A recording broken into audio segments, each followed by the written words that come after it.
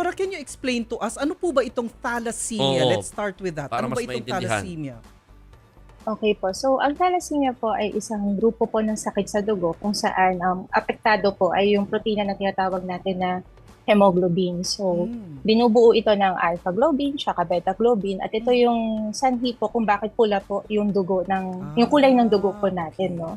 So, sa thalassemia, yung apektado po ay yung gene na nagdidikta kung paano po ginagawa yung hemoglobin. So, kung ang apektado po ay alpha globin, yung paggawa po nun, ang sakit, tawag po doon alpha thalassemia. Kapag po ang apektado po na gene ay yung nagdidikta sa paggawa ng beta globin, ang tawag sa sakit na yun po ay beta thalassemia. So, sa sakit po na ito, yung useful po na acronym para madali natin siya matandaan is yung acronym na PHAL, yung first four letters ng sakit. So, T stands for transfusion dependence. Ibig sabihin, ang mga pasyente po na may thalassemia, iba po sa kanila, dahil ang abnormalidad sa hemoglobin ay nagsasanhi ng madaling pagkasira ng red blood cells, madali pong bumagsak yung kanilang hemoglobin. So, madali po silang mamutla.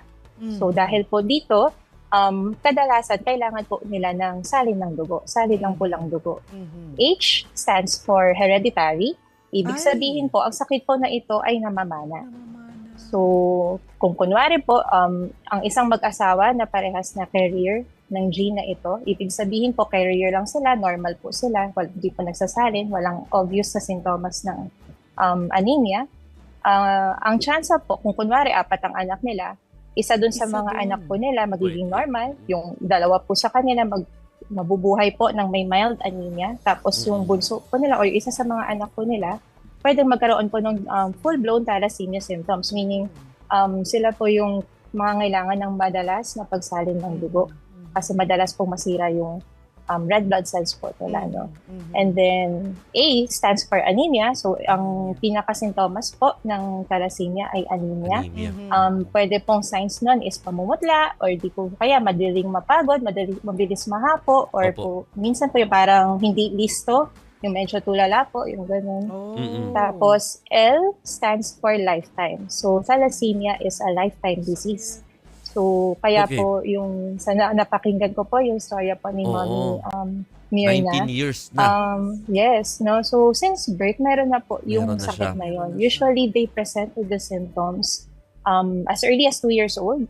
Magsa-start na silang mamutla kasi nung baby pa sila, ang meron pang blood cells na umiikot sa katawan nila is okay pa kasi parang ano pa yun hati pa sila ni mommy dun sa dugo. Pero once na masira na yun or once na yung ginagawa na niya yung sarili ng dugo, which is defective or abnormal, dun na po lalabas yung sintomas. Doc, may technical terminology kayo na sinasabi kapag may score yung hemoglobin ng bata or ng tao.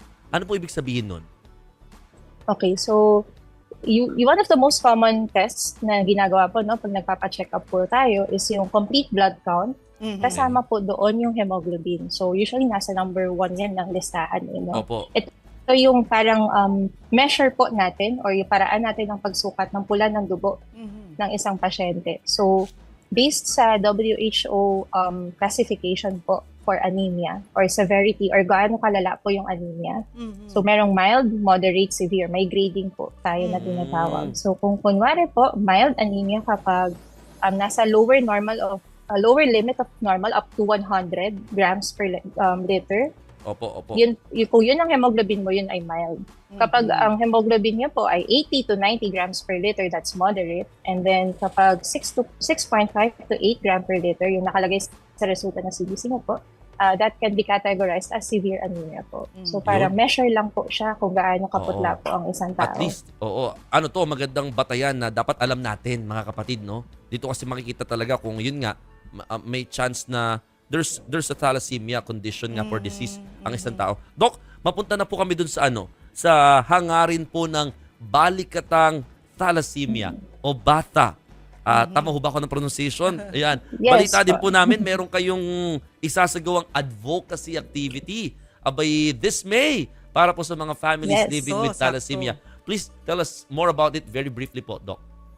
Okay, so yung balikatang thalassemia po, yun po yung tawag po sa support group po ng mga bata tsaka yung pamilya po na apektado po ng thalassemia, no? So, right now, it's based po dito sa hospital namin, dito sa Opo. National Children's Hospital po. So, this coming May 25, since we are celebrating the 18th local celebration po of International Thalassemia Day with the theme of Empowering Lives, Embracing Progress, Equitable and Accessible Thalassemia Treatment for All.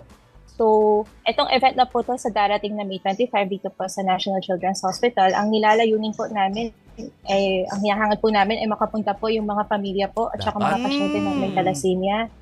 We aim to educate them po, no? So, para ma-discuss po sa kanila yung special needs po ng kanilang mga pasyente with regards to nutrition and as well as heart health. Kasi one of the most common complications of thalassemia po is yung heart failure, no? Or may cardiac effects din po kasi kapag madalas pong nasasalina ng dugo, which is Opo. kailangan din naman po sa mga pasyente may thalassemia.